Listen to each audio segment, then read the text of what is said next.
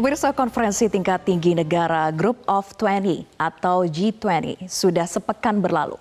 Namun kesuksesan Indonesia mengemban presidensi selama 1 tahun ke belakang, serta kesuksesan penyelenggaraan KTT menjadi catatan sejarah tersendiri.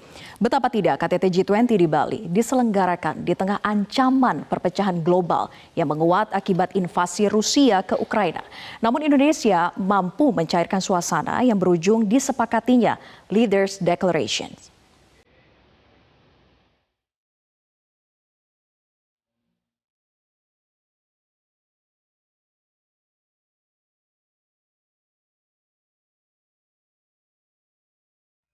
Inilah momen ketika Presiden Joko Widodo menyerahkan palu presidensi G20 kepada Perdana Menteri India Narendra Modi dalam penutupan konferensi tingkat tinggi G20 di Bali hari Rabu. Penyerahan palu ini menandai penyerahan estafet presidensi G20 dari Indonesia ke India yang akan menjabatnya selama 1 tahun ke depan. Presiden Jokowi menyampaikan selamat kepada India untuk menjaga dan mewujudkan pemulihan global serta pertumbuhan yang kuat dan inklusif. Saya juga ingin menyampaikan selamat kepada India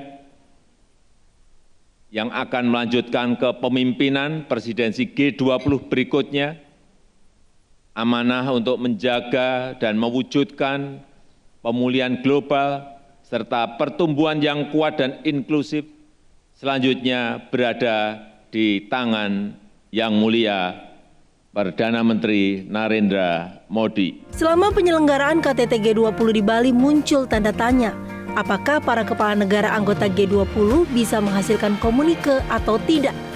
Sebab ada perbedaan antar anggota terkait penyikapan atas perang Rusia-Ukraina. Namun, akhirnya tercapai komunike atau Leaders Declaration yang terdiri 52 paragraf. Presiden Joko Widodo membeberkan kepada awak media bahwa penyusunan deklarasi Bali berlangsung alot, khususnya saat membahas perang di Ukraina.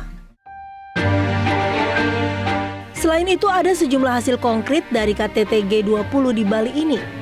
Di antaranya dengan terbentuknya dana pandemi atau Pandemic Fund yang sampai hari ini telah terkumpul 1,5 miliar dolar Amerika Serikat atau naik dari 1,4 miliar dolar Amerika Serikat pada awal September 2022. Dengan sejumlah kesepakatan dan komitmen itu, KTT G20 di Bali terbilang sukses besar. Kita patut bersyukur ya bahwa akhirnya presidensi Indonesia di bawah kepemimpinan Pak Presiden Joko Widodo sebagai ketua ya berhasil luar biasa suksesnya. Ini satu kesuksesan yang luar biasa di luar bayangan banyak pihak, baik dalam negeri maupun di luar negeri. Ini hanya bisa terjadi karena Bapak Presiden kita, leadership dan diplomasinya bisa diterima oleh semua anggota G20 dan secara khusus pihak yang bertikai di Ukraine. Ya, ini betul-betul yang diplomasi yang harus kita acungi jempol. Indonesia sukses besar dalam mengemban presidensi G20. Bukan hanya sukses mengegolkan agenda-agenda penting, tapi juga sukses merekatkan hubungan di antara negara-negara yang bersitegang akibat perang Rusia dan Ukraina. Pemirsa, KTT G20 sempat dikhawatirkan tidak akan mulus, namun dalam realisasinya justru menuai hasil yang gemilang. Publik masih penasaran apa saja yang dilakukan di balik layar, sehingga KTT G20 di Bali dipuji banyak negara. Kita akan ungkap rahasianya bersama Usman Kansong, Direktur Jenderal Informasi dan Komunikasi Publik Kementerian Komunikasi dan Informatika. Selamat malam, Bang Usman. Selamat malam, Vera. Ya, Bang Usman, dimulai dari tantangan geopolitik anggota G20 yang berkonflik. Namun akhirnya G20 dihadiri oleh 17 kepala negara ataupun juga head of delegations. Nah, bagaimana rahasia di baliknya? Pendekatan apa aja sih sebetulnya yang dilakukan untuk bisa menghadirkan mereka semua? Ya, jadi memang betul sekali tantangan geopolitik presidensi G20 Indonesia ini besar begitu ya. Terutama karena perang Rusia-Ukraina. Ya, tetapi Presiden selalu mengatakan kepada kita bagaimana mengubah tantangan itu menjadi peluang. Artinya tantangan geopolitik itu justru menjadi peluang, menjadi kesempatan bagi Indonesia untuk menunjukkan leadership-nya. Dan Presiden Jokowi sudah menunjukkan kepemimpinan atau leadership itu, ya, sehingga KTT G20 di Bali kemarin berlangsung secara sukses. Memang ada pemikiran, ada perkiraan, prediksi dari sejumlah pengamat yang mengatakan ya tidak mungkin akan tercapai komunike atau leaders declaration karena situasi geopolitik tersebut, ya, tetapi kita justru membaliknya. Kita membaliknya justru karena geopolitik, tantangan geopolitik itu, maka dunia KTT G20 memerlukan komunike, perlu menghasilkan sebuah leader declarations begitu, dan kita sukses. Nah, yang faktor kedua adalah tentu saja adalah kolaborasi, ya, kolaborasi kementerian, lembaga, BUMN, akademisi, dan masyarakat secara luas, terutama masyarakat Bali yang sangat mendukung KTT G20. Ya, tentu saja di balik itu ada diplomasi yang dilakukan baik oleh Sherpa Track maupun finance track, sehingga kita bisa menghasilkan leaders declaration, dan kita juga bisa menghasilkan sesuatu yang konkret, antara lain seperti tadi disebutkan adalah pandemic fund, ya, atau dana penanganan pandemi di masa depan. Baik.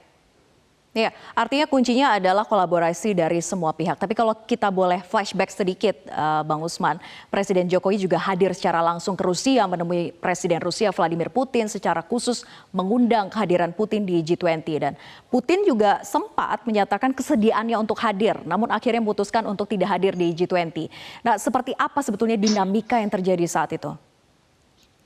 Ya, memang kita, ya, tadi yang disampaikan oleh Presiden, ya, kepada kami di pemerintahan, ya, bagaimana justru tantangan geopolitik ini menjadi kesempatan bagi kita untuk memperlihatkan leadership, dan Presiden Jokowi menunjukkan leadership itu dengan mengunjungi Ukraina, ya, kemudian juga mengunjungi Rusia, bertemu langsung dengan para kepala negara dan menyampaikan undangan secara lisan, dan kemudian juga menyampaikan undangan resmi. Dan memang waktu itu sempat ada pernyataan Presiden Putin akan hadir begitu. Nah, tetapi memang kita juga memperkirakan, artinya begini, kita sudah antisipasi, kita sudah bersiap, ya, karena memang Presiden Putin sedang menghadapi persoalan di dalam negeri. Dalam hal ini adalah perang negaranya dengan Ukraina. Begitu juga Presiden Zelensky begitu. Ya, ada persoalan dalam negeri yang sedang mereka hadapi begitu, sehingga kita, ya, sudah mengantisipasi kalau kedua kepala negara ini tidak hadir, dan Presiden Putin kemudian mengirim Menteri Luar Negeri, ya, begitu juga ada negara, ya, negara lain, dua negara yang mengirim Menteri Luar Negeri, ya, Brazil, ya. Kalau Brazil kita lihat ada transisi kepemimpinan, ya, dari Bolsonaro ke Lula, dan kemudian Presiden Meksiko juga mengutus Menteri Luar Negeri, karena memang sepengetahuan kami Presiden Meksiko ini, kepala negara Meksiko ini jarang sekali mengikuti pertemuan-pertemuan kepala negara di luar negeri begitu, sehingga selalu dia mengutus Menteri Luar Negerinya. Ya, artinya memang tidak pernah meninggalkan negaranya begitu, ya, kalau untuk Presiden Meksiko. Nah, Bang Usman, ini juga menarik pernyataan dari Wakil Presiden Kiai Haji Ma'ruf Amin yang menyatakan bahwa bangga atas keberhasilan dari gelaran G20 side event, yaitu ada pertemuan di situ antara Joe Biden dan juga Xi Jinping. Kita simak berikut ini. Dari pertemuan ini kan sudah banyak dicapai kesepakatan-kesepakatan, dan itu saya kira keberhasilan yang kepemimpinan Indonesia di G20 sudah bisa kita lihat, ya. Misalnya Amerika dengan Cina sudah mulai bisa berdialog. Karena itu kita berharap bahwa langkah-langkah ini yang sudah wujud itu akan terus kita lanjutkan. Dan juga tentu investasi dari berbagai negara itu ke Indonesia. Ya, Bang Usman mungkin bisa mengomentari terkait dengan kita bangga bahwa bisa membuka ruang dari yang tadinya panas hubungannya antara kedua negara, yaitu perang dagang yang luar biasa antara Amerika Serikat dan Tiongkok, ternyata bertemu antara kedua kepala negaranya ini. Seperti apa responnya, Bang Usman? Ya, saya kira kita menyambut positif, ya, mengapresiasi pertemuan kedua kepala negara kedua negara, Tiongkok dan Amerika, Presiden Xi dan Presiden Biden. Ya, ini pertemuan pertama setelah 5 tahun, ya, kedua kepala negara ini tidak bertemu.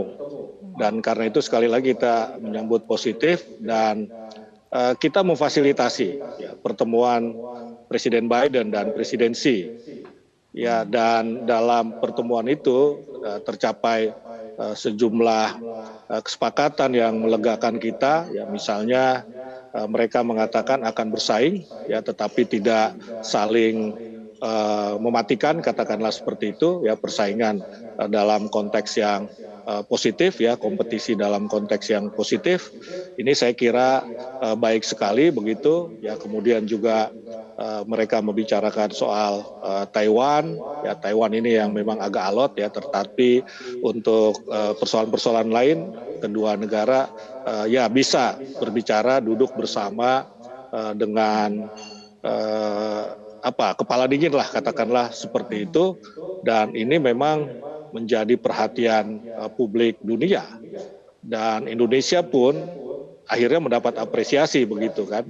Walaupun seperti saya sampaikan tadi, kita memfasilitasi, ya, tentu saja sebelum pertemuan kedua kepala negara ada pembicaraan pendahuluan, ya, di antara diplomat kedua negara, sehingga tercapailah pertemuan tersebut. Dan kita bangga karena pertemuan penting tersebut terjadi di Indonesia, terjadi di Bali begitu, di KTT G20 ketika Indonesia memimpin atau menjadi ketuanya begitu. Iya, ternyata juga membuka ruang-ruang perdamaian begitu ya, yang tadinya ada ketegangan dan tingkat persaingan dagang yang luar biasa panas. Oke, Bang Usman, hal yang juga paling pamungkas dari gelaran G20 ini adalah menghasilkan Leaders Declaration. Tadi sempat di awal juga Bang Usman sempat mention begitu ya, bahwa banyak pihak awalnya meragukan, namun berhasil dengan ditandatanganinya oleh kepala negara ataupun juga head of delegations. Nah, bagaimana dinamika pada saat penyusunan hingga penandatanganan Leaders Declaration ini? Terutama kita tahu bahwa ada satu paragraf, yaitu paragraf ketiga, yang kita mengutuk ataupun juga meminta agar Rusia menghentikan perang. Seperti apa dinamika yang terjadi dalam proses ini? Iya, jadi salah satu yang juga menjadi perhatian media asing, ya, misalnya Financial Times, ya, ini memuji kepemimpinan Indonesia, kepemimpinan Presiden Jokowi, sehingga ada poin tadi, ya, poin menghentikan perang. Dan Indonesia, ya, atau kita sebagai ketua ini masuknya bukan langsung ke perangnya, ke politiknya. Ya, tetapi kita masuknya, pintu masuknya adalah dampak ekonomi perang. Dampak ekonomi perang Rusia-Ukraina. Apa itu dampaknya? Ancaman krisis pangan, ancaman krisis energi, ancaman krisis keuangan, ancaman krisis ekonomi. Kenapa? Karena kita tetap berpedoman pada bahwa G20 adalah forum kerjasama ekonomi multilateral. Ya, jadi ekonomi begitu utamanya yang kita bicarakan di sini. Karena itu Indonesia masuk secara ya taktis lah begitu ya. Masuknya tidak langsung ke perangnya, tetapi dampak dari perang itu. Dan dampak dari perang itu pasti bukan cuma kedua negara yang berperang, dampak ekonominya, ya, tetapi seluruh dunia akan mengalami itu. Nah, sehingga poin ketiga itu, ya, kemudian bisa disepakati begitu. Jadi approach-nya melalui dampak ekonomi global, efek dari perang ini begitu ya. Nah, bagaimana posisi Rusia pada saat penandatanganan itu, Bang Usman?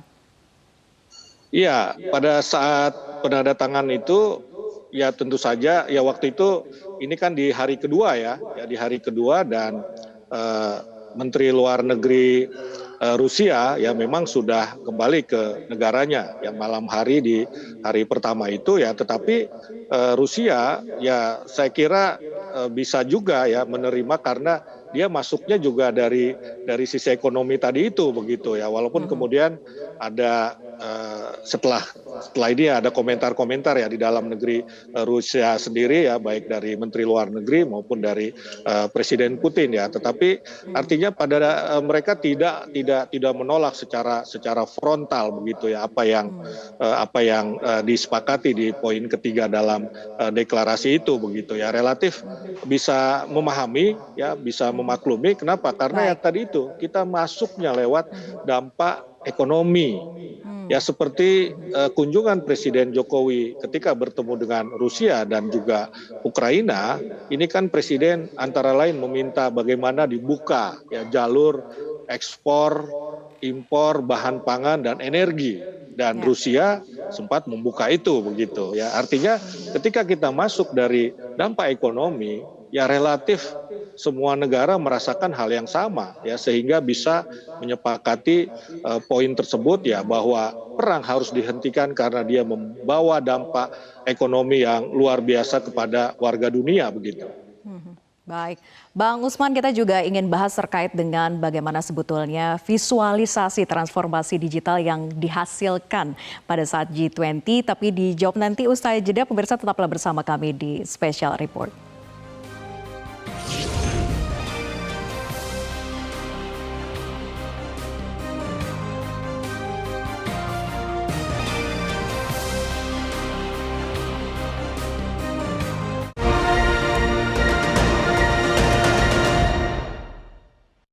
Didukung oleh